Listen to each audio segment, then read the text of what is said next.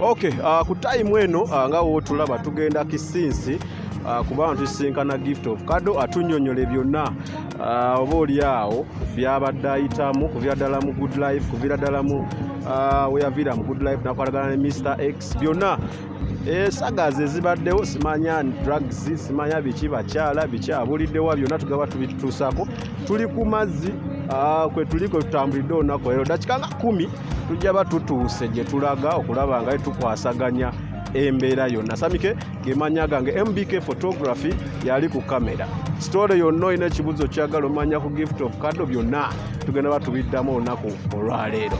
Tovaawo.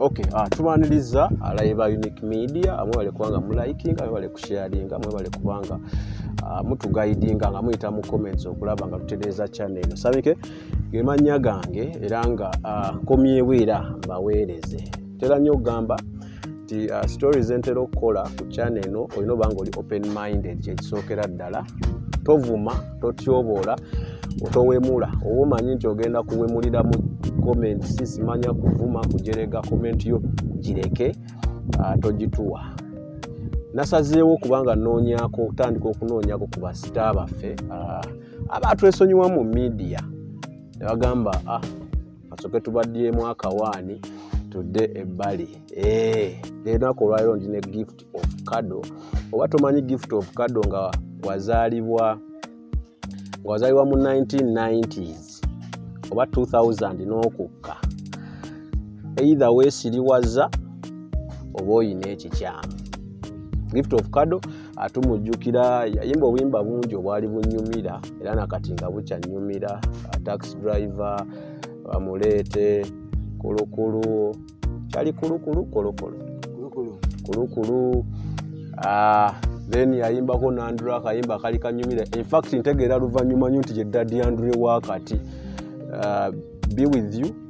Yeah. So tune gift of kado agenda batunyonyola gendo lwe good life yali etya then yali acha n'omugenzi Mr X byonna gift yogamba otya alisire watubulako sabola naira munonyeza namwe ne munfuna munsanje badde mulina okunsanga watuufu because I feel peaceful when I'm this side. Okay. Bwire emirembe mingi nnyo nga olaba it's too much green. Yes. Nti wogende makindye notuniza kamera kizibu okulaba green ogenda mulengera waliwo ka green wali so waliwo maduuka bala yes so studio. It's so chaotic and noisy and we feel like some of us if I'm talking about artists obo ino okumeditatinga obutalaba na bintu distorting abongo obona biki so you need peace, that peaceful mind yes mindset. You need a peaceful mind also creating ekintu ekirungi.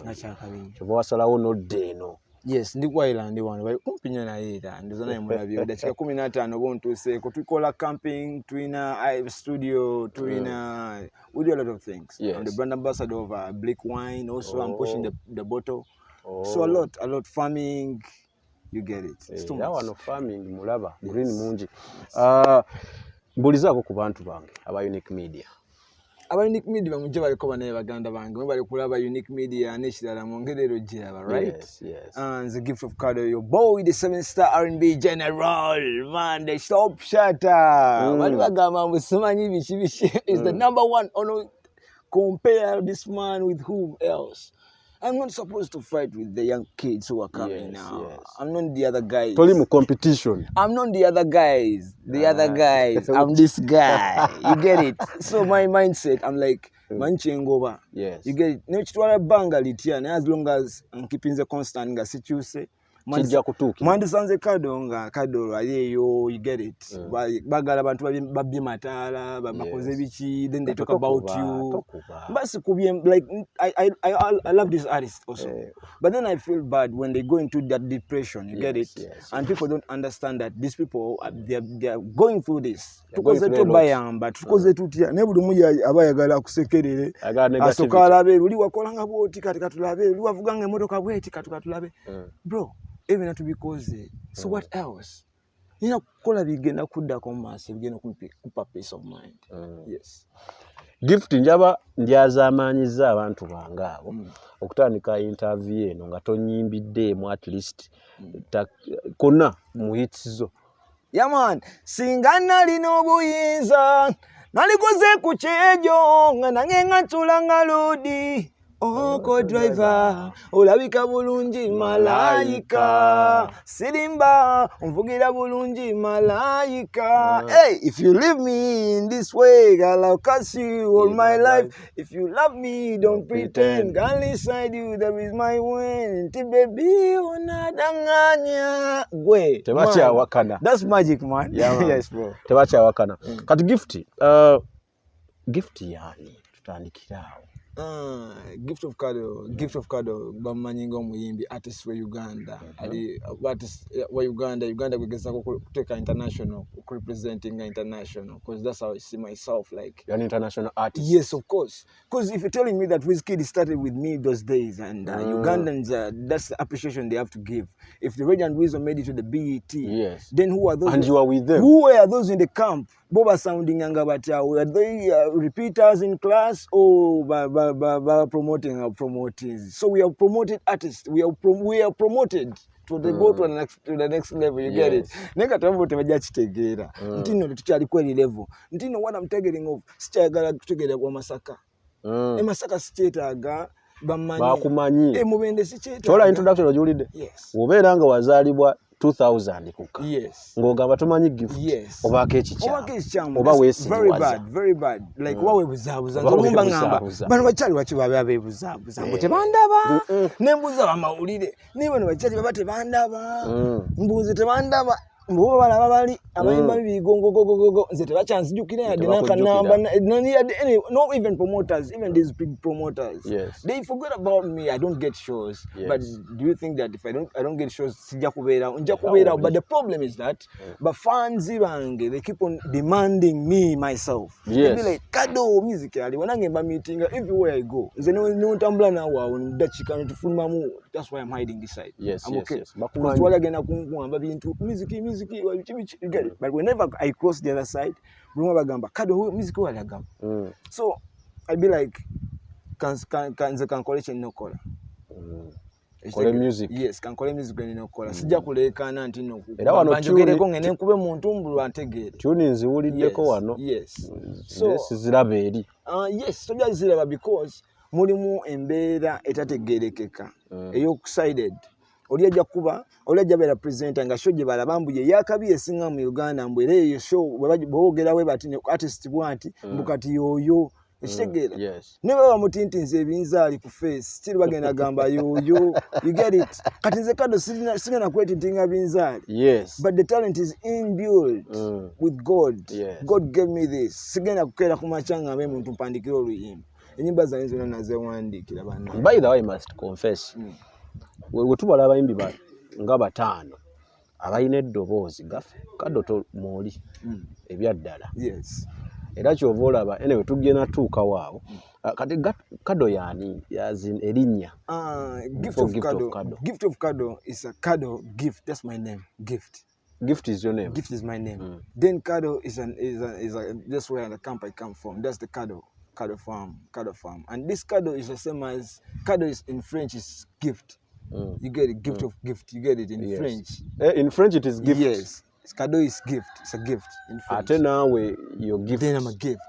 Gift of kado. Chirabo cha chirabo. You get it. Ate no gataka kado kafe kanera kabulijo. Together biranga like man, it's massive, bro. Mwana gwe mugendo tukola. Okay. Ate geba kuwanga bakuzadde gwane. Amanya gange anto naomba denzi jawo kati. Okay. Amanya gange nze kyambadde abe gift. Nedira nyonyi nyange. Era nsibuka kabimbiri Kayunga Road. Kabimbiri mzee wange mzee jajja Dauda mwajja wange ye Dauda. Mzee wange afande Senyonga General. You get it? Yes, my mzee. Mzee is a general. Yes, man. Yes, man. Okay. That's just from family discipline. From family ampisa. Ntino I'm not discipline. Ntino just njaga kusigala nga discipline because I was raised up in the disciplined family. Yes. You get it. So nasomera kwa mu masomero ga army schools. So you not discipline. Yeah. So mbangamba that's me. That's my family. And nina abana bote bajja babala. You get it. But not now. So ina abana. Yes. Just know wali abana. Sajja baba Baganda we bagamba. Yes, I'm a man, like I'm a normal man, like anybody. Yego mchala wali. Yeah, mchala nina. Mchala wali bakwana na friends wange, best friends, girlfriends and boyfriends and girls. Anyway, gift nze nganze Sami. Nsoko kulaba, omulundi gwe nsokera ddala okulaba. Mwali mukola video ya sitaani. Nyanama mu kiyumba ekyo. Nendaba gifti n'ebiseera ebyo gifti mwali temutuukibwako wala katwali neda just kwali kutya n'ebintu bye twali tukola mu speed yabe twakola mu byali bikanga ate ffe ate okwekirala ffe twabimanya mukola by'amaanyi kati waitawo ebbanga tunotuga nti bitubadde tukola by'amaanyi nnyo kuza obulumi bwali bungi butwateekamu awo okukuba ekisingo kuyitawo because music owedda abawulirizibwanga bibano bagamba the big three. Then the more you hear the big three you be like what's this then you want to type the big three and give it twala mpola manyo oli musajja mugezi twala mpola tugera tuuka yeeyo kati ekibuzo kye kibadde wano kuba kati nze nasooka kulaba mu Good Life nga mukola sitaani era naliwo nga mushootinga video and all that but of course nali nga wogambye twali tubatya era nga mbatya. Good Life yatandika etya kuba kati gwe waliwo kyemmanyi waliwo ng'etandika mwabasookerayo ddala you're the generation ya Good Life n'erinnyo yizo omanyi lyajja litya tuyiseemu mu lugendo olwo.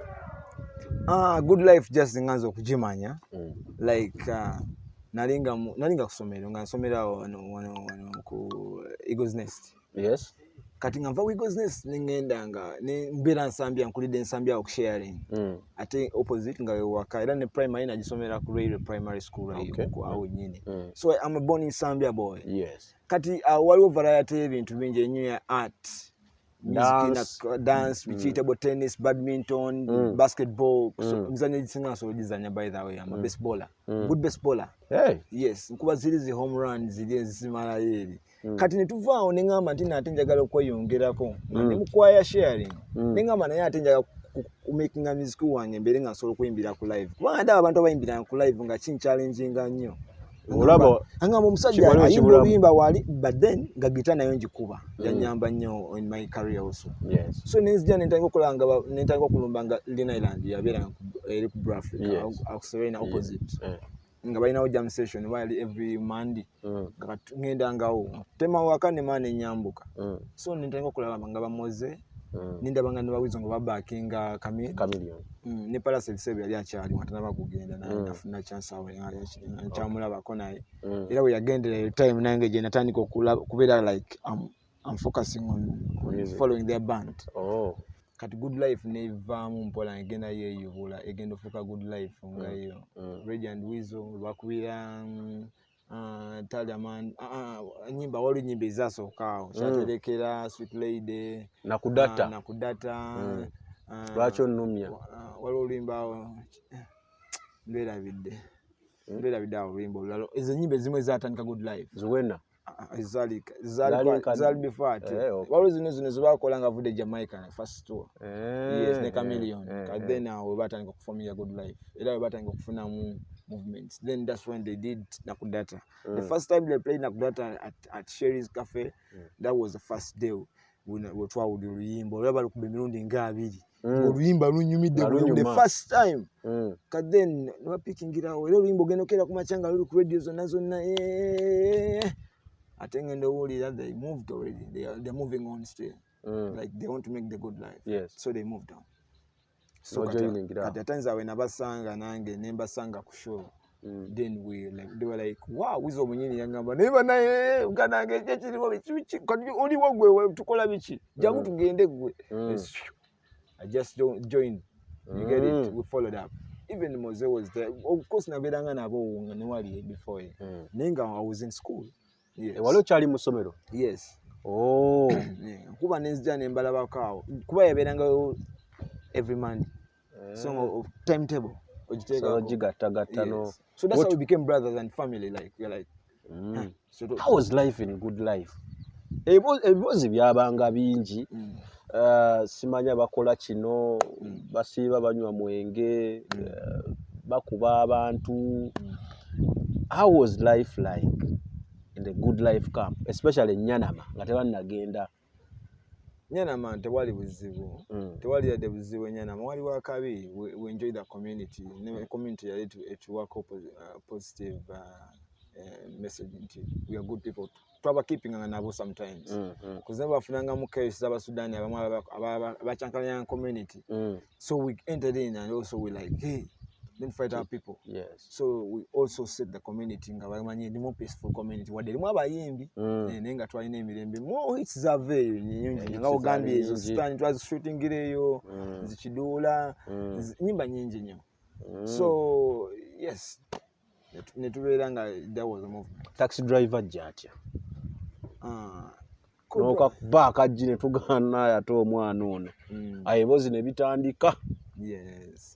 I think co-driver tumukolanga ngamba si co-driver wa Mr. X now. Yes, yes. Ngamba traffic man. Yes, traffic man. Traffic man naline didi. Naline didi oyo bisera nga mnyamba ko kwata camera bishi ebintu tuwe bityo I'm following nga kwata ba zizazioni video ba Morris sasa ba Sizaman those days nali yanga nayenga mpuli entertainment njagala so ate inanfunamu interest ntino yanda banga election sobola okola. Yes. Ugamba nali njagala omuntu nanga asobola okumpusha kunzikirizamu ategere kyenina ndo maye buli muyimbi ali yatandika kyaba yagala sina sente naye muntu oyo amukkirizamu. Yes.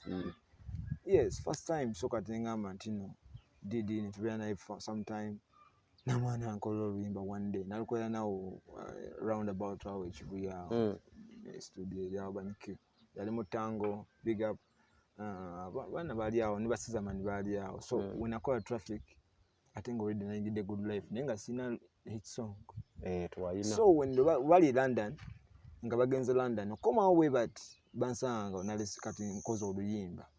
That was 2009 nga tuyingira 2010. Yes. Because traffic man. Yes, ne got traffic man now. Ne remove so I got a moving song nanga nina hit him. Yes. In say. So traffic ya opening doors. Such song wouldn't Neroya was a big song. Yeah, you get my point. Ntino nange sategera which is a big song. Uliwo ulisinga ko nalo. Ne just yaja kugamba traffic Neroya nagamba lawyer.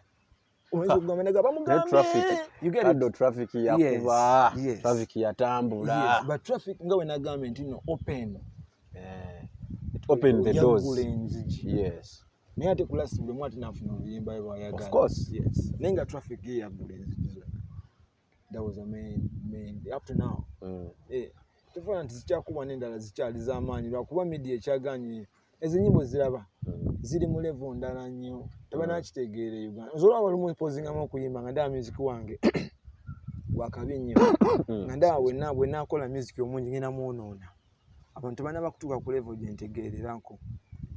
Totuvumye. Tebanaba kutegeera music gwe nkola ali speed nnyo. Kali gwe unye 10 years back, if someone is saying that 10 years back traffic is a big song up to now. Yes. And open co-driver is a big song. Co-driver. Open muchumba, you can still love it. Then goloze ziddako kati zenkola zigenda kufaanana ziti. Ate zijaba za tabbo. Era nazo zigenda kuba myaka emeka. Mirala. Yes. So ye movement jengama nti nkola music wataliwa pressure nenga kifa ku mutima. Yes. Oh. I love it. Kakati Good Life nga bana yabanga etya. Yeah. Olofunye oluyimba. I wasn't signed first of all. I was doing as me. I was doing my videos, I was doing my audios. I was promoting myself, but we were in the same movement. Like this is our camp. You get it? Bitu bya baseruganda. Yes. And later when I felt like, wow, I feel some gravity on me, or some things like it's not balanced, like no one to be like, hey, Wanja. Then you have to think, instead of fighting your brothers, you have to think just outside the box. Like outside the box, then you be like, what? Okay, they made it. These are my brothers. But then I can sing about Awanya, tell you. Nange nkuze kamuvi ngenkole like let me make my territories nga menti no kati kino kitambula bwe kitne wange ne kino you get it dande okukitambuliza ate wali okutawanya mukulu Jeff ki mutawanye you get it I know n'abalala you know didn't have nzo tebalina nabo obudde bwaffe sijagamba nti balina obudde bwaffe because singa balina obudde bwaffe ndoza wandilabye Don Jazzy wano mu Uganda Marvin Records nga yababinga tuli omwe tukyabona nakubona mu bankubira akayimba nga we are signing good like these are the guys who got a chance of using that opportunity but they didn't, but because of the greediness and the tagaliza sometimes I think maybe so but would have been very far kati nze wenda Don Jazzy nkuze naye mulaba nange negoma Marvin Records yes ne olaba ne Wasafi ze kati naye kanga kati nze omuntu wansigninga mu Wasafi olozanso I can be a failure. I can't but we need ours here in Uganda. Swangs Avenue, come and talk to Gift of God, sign him. Yes. Because I never found what mwagala mumbenas maybe never found you but with this the generation yatandika namwe. Yes. We are the guys who started with our brothers also. So sometimes the Vampinos, yes. If I see like Bumali scattered, I be like Mangamba, why? But this was the movement of the industry. So if we're not together as a generation, as that generation, then twamisinga ebintu bingi because tutadde maanyi wamu amaanyi twagazimba ne gabeera wamu tumafe nyini ne tugawula bagamba nti basita tebasobola kukwatagana babiri ati bwe obuzibu kimanyi kyokirowoozaako nti kizibu abasita kyoba osikoze eno buli omu asika zawuwe anti bwe mukisinziira ku mutima gwe kati nze olaba nze n'abantu abamu just from nowhere nga tebabamanyi tebamanyi na kibadde bakola you get it but I see the talent in them. I be like oh man kuba nange kibwe kyali yes nange bampikinga in that way yalaba talent nagamba mwana ne kyali nno nengamba naye kambere Paul nkole emirimu gye waki you get it Nekati omuntu appreciating ekyo first of all. Appreciating kutegera bannaffe onantusizaako wonna okuddayo emabega nno in case oba agudde ekigo musobola mupiikinga kuba oli naye yansitulanga naye banna abafirika Africans that's the disease baba immunizing it's a typical immunizing baba yo eri mu leka baba immunizing one of that kirabiko ndowooza beka bagitukubye obutagaliza okulaba oli mu style no man ochuka but maybe mainly and it's in Uganda But if you go outside Congo, people It's are different. one. Rwanda, people are one. Tanzania, people are one. You get it? Then here, you'll be like anyone is fighting each other because of their consequently. Maybe yes. Experiencing the way outside. Yes, your mother country. Yes. So I'll be like that togetherness. We should fight for that. Good life. Biki byewenyumiriza nti bino at least byo good life nabifuna lwakubanga nali mu good life. First of all, good life. Good life we are pushing anange. Sijagamba chi. We moved twatambule for bingi. Gamba nafuna chance nange tuse nyimba zange we stand it because traffic omanyi wachi ya moving na twakuba tuwanga nkuba nabo tuwa. So nga buli tuwa nvamu nembaleka mu room hotels because for them they're resting and then me I'm still an upcoming. Yes, fans they know me what, but still have to push my music. They have to know the new songs, what. So I moved on these small towns. I used to drop my music there. Yourself? Yes. Town je tukangwe tuti. Nteka ibintu ya mu rooms zaabwe, ngoye bichi bags zaabwe. Then I move out because remember I'm listening mu room y'ebintu mwebiri. Then I move out, I go I distribute my music. But calibre came sanze around here. Yeah, mu city oba Mbalala oba Masaka. So wabera time nene oba nayimbira kuva kusawe munga mwayingide area code. So which means in that time nene nyo pushing your music okumutambuza buli wamu. So it was a big movement. We mwakubanga zituwa zina kasente mwakafunanga wabali abakulu be bakagiranga mwakoleranga bakulu gawe gambye ntino ebintu bino obantu omuntu yakusigninga agambye muina terms and condition then oina kubeera just wa mutima muguminkiriza nokola ekikyo taking along but kimanya ekifuuka kikyo nga gwe owning. Right now I'm not signed with anybody and I feel proud like no one is disturbing my peace. No one is dictating. No one is what tugenda walisi manyina munagani. I feel like I'm okay. Maybe one is setting Uganda okusigninga abayimbi nga basobola batteries and ina amana manager w'emyaka 10 8 I'll be like man those are the few. You get it? Manager abeera na emyaka 3 ne bacyankalana myaka 2 amaze okukola launch awo ne bacyankalana kugamba obugamba you scared it scares you bacyankalanira nnyo ku launch. Yes, so you be like why can't you ambireka ebintu bino obere weka. Yes, because watch in a chance that you're still healthy and you're still doing what you have to do nicely. Then the 2 months over there still. I know if I was meant to conquer that, I'll be there. Yeah. Because my target, no one knows my target. But I want African, we're gonna take the music of $1. Ngava wange no mu Uganda. Bagenda na kujja batandika saba collabo wano kwa Irandi.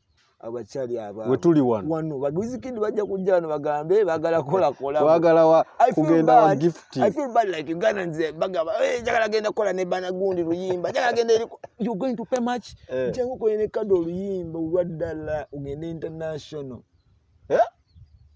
No, what is this, bro? They're joking, man. Abana bali mugenda sima kukola na bana sima kola na balwana eyo gwe jangu wano kukizimbe wano ulire wano biro mwana engoma. Yes man, because I know what it is. Manje kitegeeza yeah. Kati nga tuva ku good life wanjala tetujiruwa saa tujibeko nnyo good life eno bayimbi bameka abali signed kwajukira ebiseera ebyo mwali muggwe of course Ready and Weasel Diamond Oscar yaliyo Hasa yaliyoko Morris no one was signed toli kubali ba signees even Ready and Weasel kade yoba baina partnership yawe ngabonga yeah, Ready and Weasel kasi basically bano begata nko ku camp. Yes, fe twali kugatako ku camp. Ninga the main people were Ready and Weasel, but when it wagata camp we are big still. You get it? We are conquerors. We are frontline runners and fighters. You get it? Yes. In any way we are there. So you command you. One love. Oh. Otuuka novaayo. Wavayo mwaka ki? Good life wajibala emyaka ena. Simanya baneka abeneka. Ene watuuka novaayo. Yes, baby esatu. Notuka novaayo. Kiki ekikujja specifically ng'ogyeko kiri abayimbi kye musinga okwekwasa nti nawulira nga nkuze simanyi omwana wa amanyi mulina nnyo kano omwana waakula simanyi ava ewa kitaawe but waliwo reasons ezo ziba zikugjeeyo reasons ezo kye nagambye nti nno that was my camp and I loved my camp so much so ebyonna ebyaliwo ebyali behind so byange nabo ate tewali buzibu did you have ever in fight no. So we peaceful okujjako bye nawulira nga nti simanya we even lost the general himself simanya nti wayimbanga omugenzi nti wamukoppanga ndoza bagamba we but just because we are vocalists kitegera nti ne vocalists basinga batero making bwulira Tariz nowulira Mario nowulira Neil Arakeli naye olinnyo eri tujogera kukuba wano ekikulu obuzibu kankubuulira ekizibu kati kyekyo ekizibu ekiriwo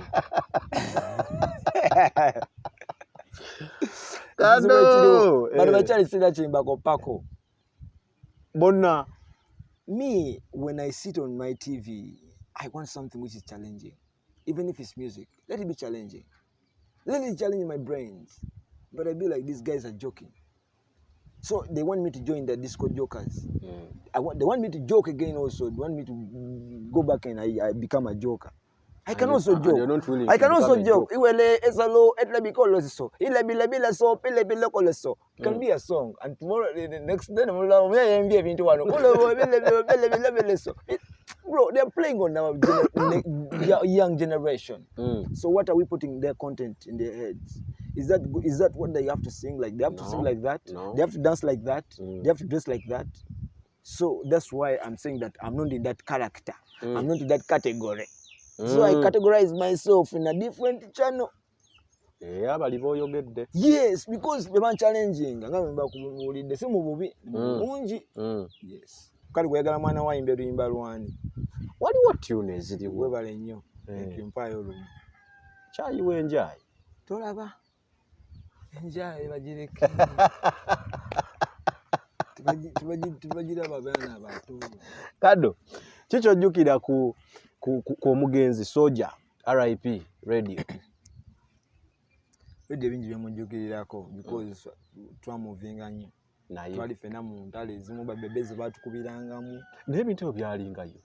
Ate bamukuba amasasi ebyo byaliyo. Ebyo byaliwo. Kitegeera. Mwekubanga. Like batuyikirizanga. Bayina amaanyi nga bajja n'abantu nga 5 squad kibinja bokigwiramu bwoti. Wawo kirengera temera wali. Weyongereyo. Bayinamu n'omubanda Kobulaawo. Naye ng'akuba ensinga tazisibye. Kobula kyali. Kugamba music twakulira ku bugubi. Kuyitawo tekyali kyangu. Tuvola nti ne Moze basoka mukuba.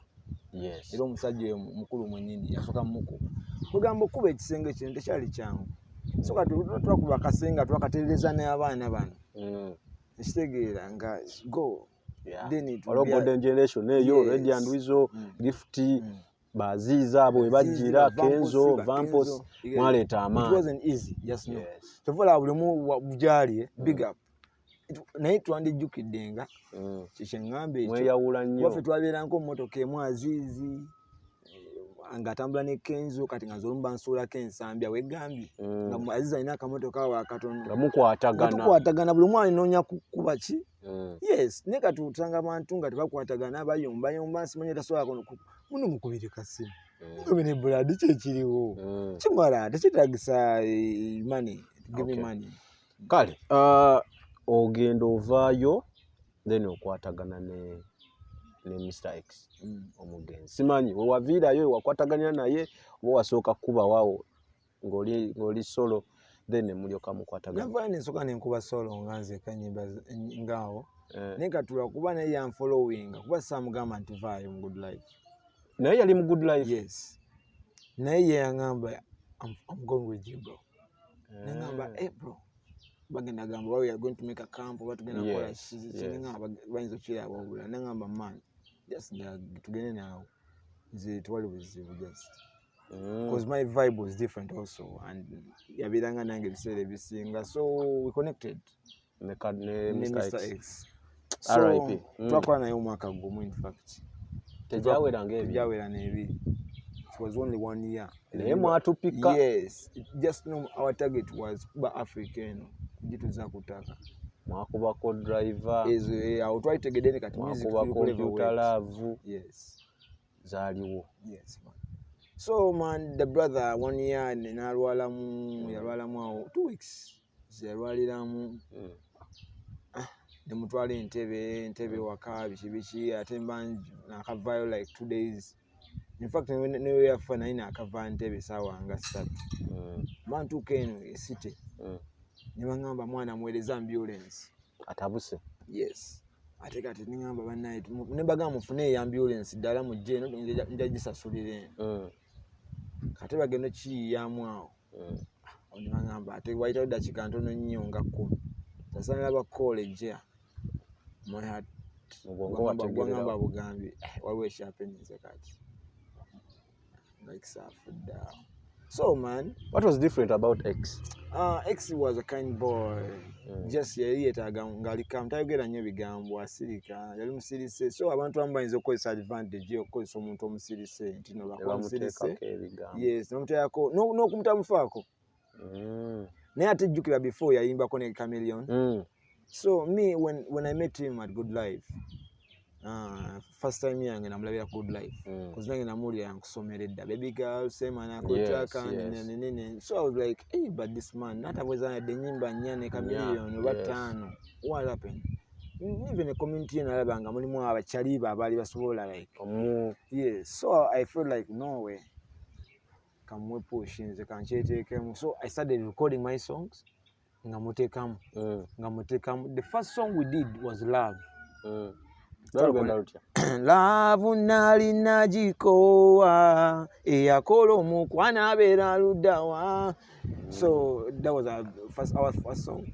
The second song was Code Drive. So Code Drive was a big song immediately. Well, Good Life, then try recording a Good Life. Then tuvayate. Try maliriza edi wanse wa Baby J wa Aziz Azion. 24 studio episode every years. So kompeka lya kagundi ka part kako olimbo tribute je mwamukolera. Tribute Bajita Fallen Soldier. Yes. That's the reason everyone don't cry. Mani mwana katimbawo kuyimbeza nyimba mwana ate wenzimba it's something goes back like fallen soldiers. Yeah man, that was Fallen Soldiers.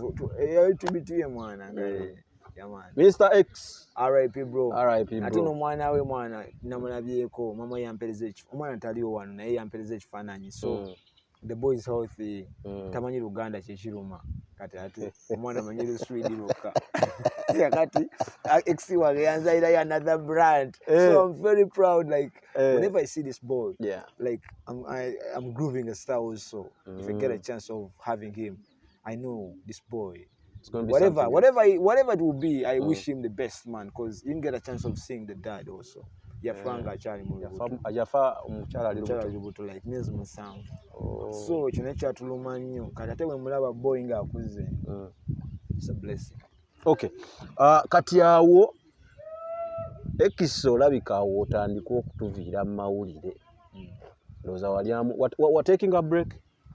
Not taking a break because a lot of stuff was being said. Yes, bingi very relax bichi bakade yamuse nabiwulira kugamba ebintu ebyapeninga nga nze tebamanyi we mbaddewo na X. Yes. Tebamanyi bwabaddalia, tebamanyi bwabaddabeerawo, tebamanyi badde mukwatagana. Nze badde nsula naye waka mu nju nga nsula mu kisenge kiri nga nze nsula mu kiri. We share the house. Shomuzikuba mwenna. Shotu kuva awo tugenda tukuba fena. So kati omuntu wajjana nakomo ne negative vibe. Natalaba kirungi kibaddewo nakinsonga then nitandika okimanyira ne ngamba okay abantu bwe bati then stand ninkiyiga ekyo ne ngamba kambaleke. But I made it. I relaxing awo 1 year. nemala nenkomawo still nenkubangayo kamukamu nkomamu mpola naye nga abantu bannayuganda mwewuunyisa bamawulire nti no temumanyi kuzimba industry nti no mukyalina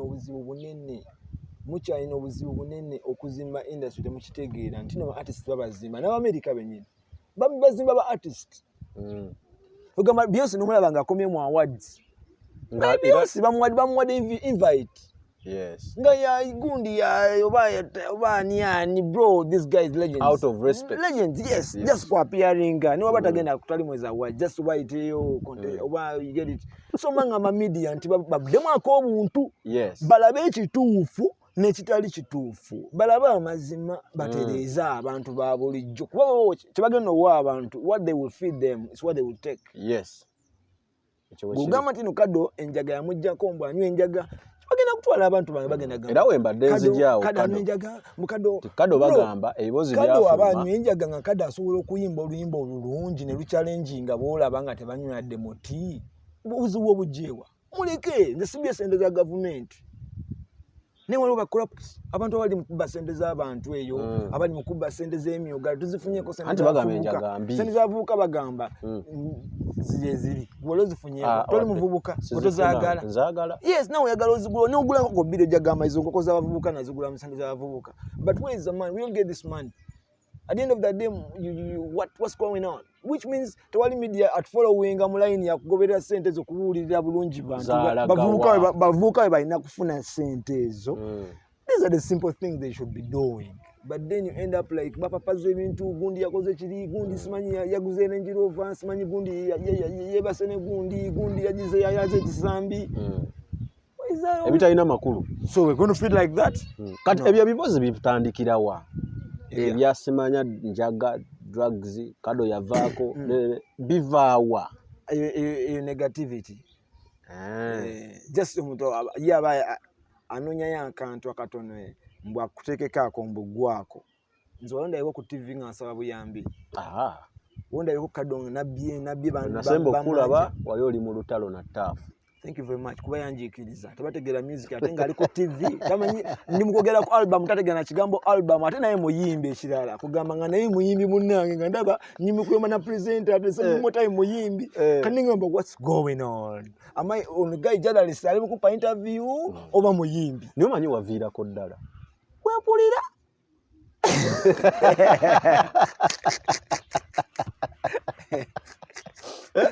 omusajja wamutabukira. Yes man, because me tuwatagira bintu bya bikuluma mu mutima so kati bakuyise ya balowooza ati no you're going to make comedy like nga bamanyira batota abo bikibichi bamumanyidde awo nze kwogera ku music wange mpe eddakiika ezo ku TV yamwe njogere ku music wange mbavire excuse me ate wonjeza mu biralo byokumanyisa ngenda kati tuyombere ddala once nga tuyomba mwawo nenga si mu bubi nejjasa abantu bo bate yetere nawe balina okwetereza. Yes bro. Enjagambi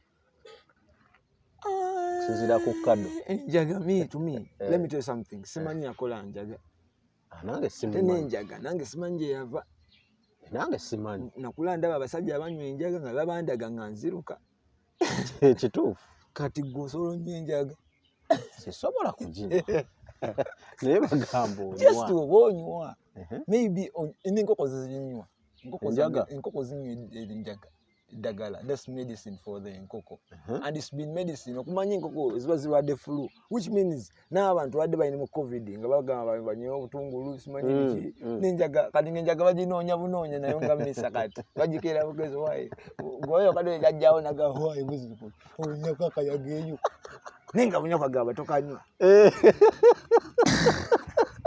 nenga kaliwo nga ka medicine akasolo mu vibinga kanaddamu aterere. But then we'll be like, let's just teach our community how bad and the good things in it. How can we solve this? China kunywebwa chikuba aliwo abantu abalina obulwadde nga they need that weed naye. You get it? Nga tamanyi ate nabusobozi mufuna sometimes. You get it? So tugende kuzanyisa bintu nga bafirika nga tugendera ku mateeka g'abali abazungu all the time. Naffe tukolega amateeka agaffe. Agammwe yagaffe gavumenti yaffe ekola research nti njaga amajo kino na kino naye njaga ki gye bagamba this is weed, this is green, Omuntu anywa dodo nange mbagaye mu dodo abakuba nakati abakuba. Nga mu green nakati tumulya. Gomanyo to ba mulya kuba ne weba. Wala green mwana.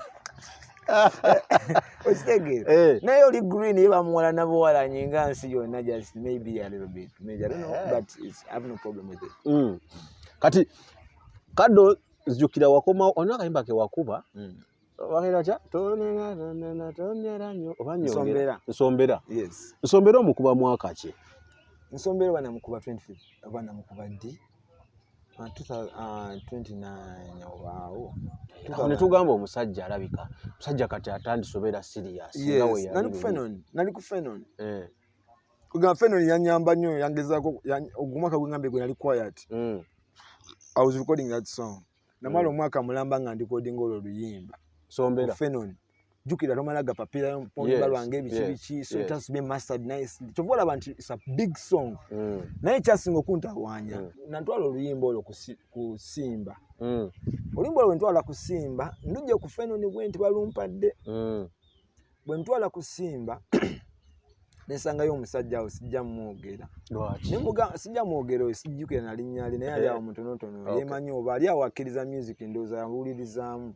Omusajja nangamba oluyimba luno lubula mwetagayo ekintu nga kikuba nnyo. Ng'olukoledde omwaka. Ndikoledde omwaka mulamba. Omanyi okukolera oluyimba olwo ku Fenon okukolera oluyimba. Wa Steve. Because I had to wait. Yes. Kumobuguminkiriza nveyo with something. I used nalinjira nga kambaka yange. Yes. You get it? Bali OCDC. Nali sisi. Nete bampa chance. When I look to ku radio eyo omusajja yangamba nimba bitaga okuddamu ekiguma nga kikuba nnyo just. Terukutte. Because ayagala bikuba. Ningamba nagwamba disappointed. Yembe disappointed ningamba kati omanyi radio kanze sonyo. Stegera. Radio station kasoke mbe sonyo kubanga nda abagenda kuntawo kunna malamu ddala amaanyi. Ningamba omanyi omuntu asobola okubeerawo nesoka nendowooza bafire bongole lutaya. Nizikuwa banyamu kako back omukuba. Madok Sematimba yakoma ndio kutolimba olupya. I was even young. Nagulako ne tape ye 10 years awo ensambi yange itawo ku drive namagembe. Kati nesoka nengamba kati njaya kubeera ki. Yes. Ningamba kati nange njagala music wange abeere mu eyo level. One day. Ngaba mwenoonyeza. Nga gift of Kado. Nga wenonya fire. Nga wenonya Maddox. Ola jagenda anonya collection ya gift of Kado. Yes. You get it? Ntu wabeera nga music ali nice, standard. Bajja mugula. Era kanetani ku uploadinga music wange ku online. Yes. Spotify, Apple Music, yona Amazon kwendi. Mpasombera. Pakunsombera line eyo. Sigena kwa. Pakunsombera. Zegera. Sombera kumukwano. Sombera. Hey, like a sunshine, you give me vitamin D, oh girl. Like a filter, you clean me up, girl, you wash me up. Oh girl, you're my pretty angel. Only who's a gwendaba. Yeah man, the 7-star general. Okay, ngatumaliriza. Ngadu nagenda ku gift of Kado ali kuchikati music ompyaje ali tumusangawa. Didi. Walabye ku bugundi obutambula obwa Didi ku online. Yes, nambula tali bulungi. Yes. Yako ina hits ze yakole nyingi abanje abayimbi banji be yayamba ko mumusuliridde. Nchenjo kugamba nti no abantu bafa bambana. Olaba nti no omuntu agamba nti no omulaba no feeling no ulire kisajali. Nogamba kanyamba omuntu ono. Bwe mba nfunyemu obuzibu ekituyambisa abantu abo nti ogo omuntu n'okirala wakitugwamu amaanyi mu kigatte waamu nti nno omuntu oyo omuyamba naye bwe tatunula mabega nga ali successful n'atategeera energy gwe gye wateekamu gwe yagitandika kikuluma nnyo kiringa okusomesa omwana ava mu P1 n'atuuka e Makerere n'adda nga teyalina bazadde be naye gwe nawe waayo muweerera n'olwala you get it ngali successful wano talwala nagenda e Kampala nabula emyaka 5 tomuwuliza takubuuzaako wamusasulira fees byonna ne tomuwuliza kiruma golowooza owulira otya bubi nnyo. Yes, that's a pain I think nti nno omusajja yakubira abantu ebintu yakola nyingi yakubira abantu Naimisi bakenzo bani stamina so bajukire nti singa tegwali musingi ogwo singa teyali pira eyo omanyi kubeera pillars gundi ebimirira ku pillars naye pira emu etabeerako osanga tekyandiyimiridde naye okubeerako pira emu nga yakuyimirirawo nawe nojjukira naye mwana n'abantu bagamba pira eno omwana y'amaanyi mwagiteekamu concrete ki awo naawe oddanako emabega nojjukira naye ani yateekamu concrete wangu eno pira so bajjukire nga abantu babayamba there's something we have many friends you get it naye kyokonsa nti omuntu akusanga n'agamba gundi omuwuliza gundi agamba atya that is something you said Andre you get it by the way didn't know ddala these are my brothers but nange sobola katukola video wa Sasha Vibes because ajja kumpa budde ate agenda kwagala sente nyingi naye nga twali tubaddeko nga muyiiya bulamu kutandika ku scratch Andre these are my brothers so I be like so ka ne video Sasha Vibes enemukola nga Sasha wange yali wano kati gwe ne okuba sente meka then that's your heart I'm sorry to say this but I wish them good nicely because they're my brothers and that was yeah man but bajukirenga bakenzo bana bajukire didi bani bakofinga banji mwana ifuke mwana mutali omukubira kusimu n'omugamba kyekiri kinagambye yes nego muzako yes who didi si yakola traffic man didi right now nina on studio la yakola mukati yalimu bwafuna vibe awona ayakola bukuzi time so era island vibes wali one webale mukama wangu no this is my brother but I be like the media also chengambe ntino tebazimba abantu babamenya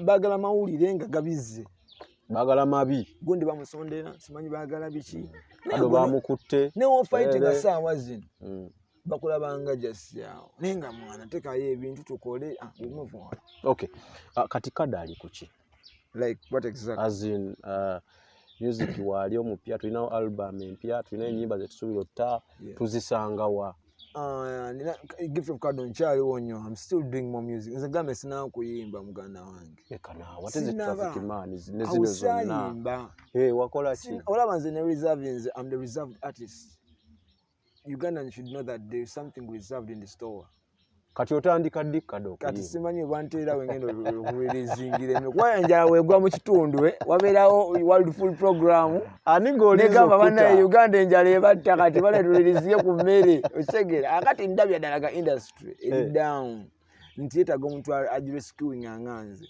kwa tusobola kungamba number 1 wa Uganda gomu balevanga nga tali mu level zange music gwa character tactic zenkozesa aba si number 1 because I take much time okulowooza kyengenda okukola n'emizigo eno kulirizingira abantu yes so powerful nenga gundizo socials zo so na album empya bagiyita Rainbow Life yoko eri ku online yes bagira Rainbow Life though abantu abamu bagiraba nga bilala ebyabo balina ebyabwe that's the album because me I love nature as you see around the surrounding so Rainbow igira ne salawa kati ngenda gamba nti banaye LGBT eyiseewo that's the mindset Africans should wake up tuve mubiri today waffe one tugenda tegeera ebyakabi by the way what's your take on that on what kuteekea teka sai tegeera na ditegeera because bagala leta teka erigana homosexuality eriteka wabalireta bintu byabwe ngabbo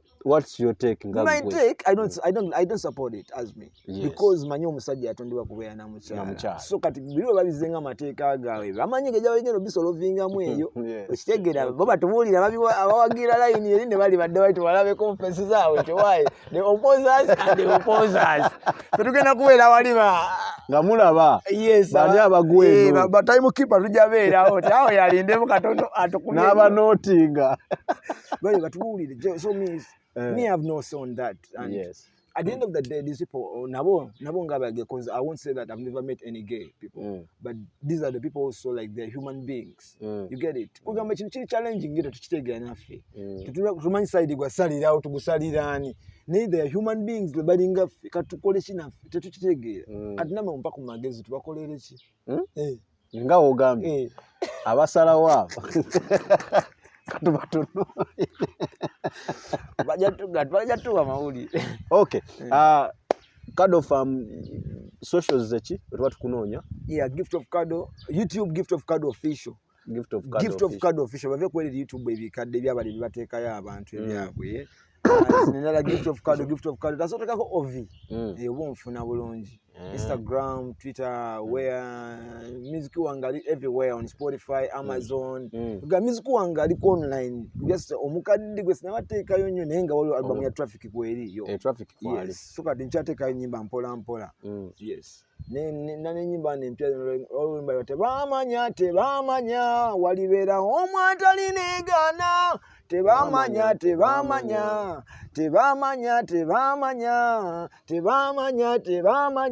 walibeera omwata linegana. So that's a new vibe also which is coming soon. Okay.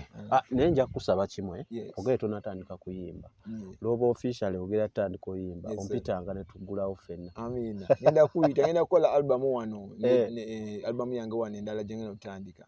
Ninja kuyita ompitanga netubaawo tubere mu vibe bajiwulire kati tuguddewo okuyimba. Kasoke ntereeza bino bena bali mukundekanya abaganya okuba ennyimba basoke bazikubemu katono olabe. Bakuba nyimba. Simanyi goloza kiwa kibakyali abo tebakuba nyimba zange. Nze mukuba ennyimba zange banna nze omanyi kinnuma ntisande basaba ennyimba zange. Naye bafaani bange, my fans. Whenever they see me, balowooza tokyali. Like, man, what happened, Kado? Where is the music? Because nga sali kati bakakabite banimbuuziza goza artists bameka bebabuuza okulaba you get it okuyimba ob'ennyimba zaabwe. So which means I'm still that brand. They still want that taste. So give them a chance when I'm still. Okay. Ku kamera wano nja kusooka nkwebaze kugamba nti nze nzize wano nga simanyi nti Didi agira wano. Newe nalaba video na nagwamu nganza amaanyi nenga ya musajja ya making bano ne bano. Newe obanga mukwatagana webale buterabira je. Yakuteekako tofaali. Ekyo kirungi and keep it up. Tusiibule sibo boyina obugambo obusembayo boyinza olekera abantu bafa ba Unique Media. Yeah, abawagizi baffe mwena bena Unique Media n'abannayuganda mwena bonna bali Bulaya, Sweden, Norway, America, UK. Man, you my fans, I love you so much. This is your boy Gift of Kado. I have a lot of songs for you and they're still coming more and more. Kugamba njagala mwate mwe mubadimandinge nabo bapromota beyo ntino babaletire Kado. Abirenga so performing irako sina kuyimbirako Europe wao sina bagenda so kati njagala genda ko Europe wao so kemba kubemu mu Germany awo Oslo Norway bayite mwawo you get it so kati mbere active banange tuite mu chino bana promoter ba wana balala but promoters please come back and we make business bro. The fans are waiting, they're yearning, and me I feel bad when they're yearning. I wouldn't force you to call me for your shows, but the fans, the moment they see me like this, they're like, wow. So don't feel is a saint. But yes, you get it. So what you vibe na cyo kibere kya kabiri nekirala mbagala nyo banyo sabana amazi abana bato banyo bulungi amazi ne nabagereka Obuganda ne sajja ne kabaka wafia wangale ne president Museveni yongera amageza amanji ngera wali you get it because it's not easy to rule people 35 years. You get it. So it's a big effort also. Kuba abantu tulimine emitwe mingi olaba naffe batulekanya wana bamawulire kati ate ye you get it. Naffe tunulide at the end of the day. Netoddamu yomba na mawulire. Banjagale. Nange nja baagala kuba mbaagala. Sina kinabakola. Nababuuzaako lumama ne mawulire nabakola ki. Obagala Kado yange njagala mukuba yadde yo isimanyi biki. Nabogereko ku birungi bya snacks zenkola. By the way. Ebintu byange byenkola nange. Ebirala biki byokola ntoli mu kuyimba by the way. Kola ebintu byange bya vibe bya nganze vibes. Nkola snacks, gifted snacks. Oli mulimi. Yes, I'm a farmer. I love farming first of all. I love nature, you know. So kati ne wano cafe yafe bajje bakampinga bagala tubeerawo n'embuzi ntuzisala wano ntulya kintu ebiri you get it so tuseera era tubeerawo ebadde nti ya camping tugala tugenda kusala mbuzi buli ayita wano mu lujja ba muchomo nebyana biri byenyine byamalayo. Okay. oyo gift of kado Samike gemanya ga Unique Media kwe tubadde era nga tutemaatema ensonga zino eza gift. Ebibuuzo ebisinga byonna kyemmanya abizeemu. Simanya badde batamwatamwa yavaako omusajja waali tavangako waali ategeera music baddeko awo amukubye music ye nga ye w'amaanyi. Simanyi lwaki abantu tebamukuba ku music ku media houses ezanjawulo. Ekirala bannayuganda tuveemu fitina kyekisookera ddala tuveemu fitina tukkirize ebintu ebimu okugamba nti ono waba kusinga kkiriza kyakusinga omwegatteko okiyige. Gift yoyo nkwebaza ebale kutuwa ku budde mukama wange era nga nsaba we tuba tukomyewo omulaatala totusibire ebweru tutunyiigiranga abalala. Alright. Mwebale ddala comments muziteeko naye temuvuma kyotategedde buuza bwe binaasukka obungi nga answers muzeetaaga yakuddamu MBK yabadde ku kamera Samike